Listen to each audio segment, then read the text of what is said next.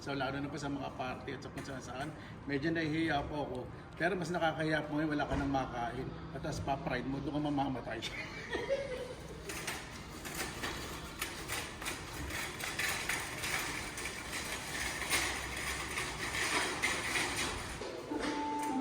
Dito hindi naman po nakakaya mamulot ng mga bote kasi kahit sino po dito mangunguha, may professional, wala. Ayaw po nila makaratak pera.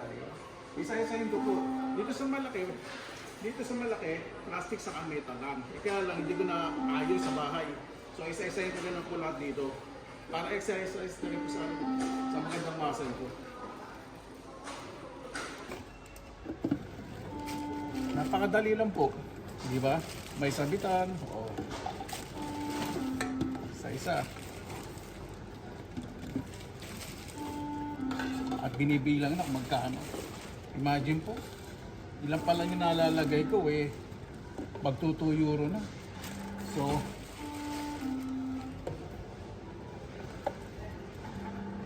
ito hindi.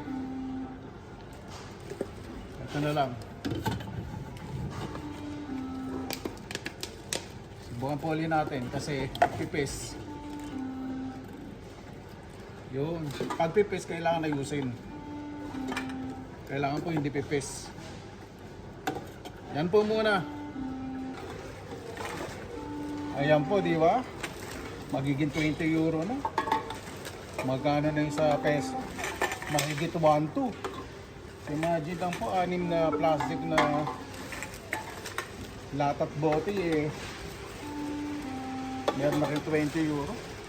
Papalitin ko po ito sa cashier ng ng cash. Hindi ko po pambibili. Kasi uwi ako sa Pilipinas. So, may timer. 6 seconds and then lalabas na po yung resibo. Kasi maraming libag na nakadikit dyan. 10 nyo lang yung resibo. Hello, basta. Okay ba? Ito pong barcode. Ang bibigay ko po sa counter.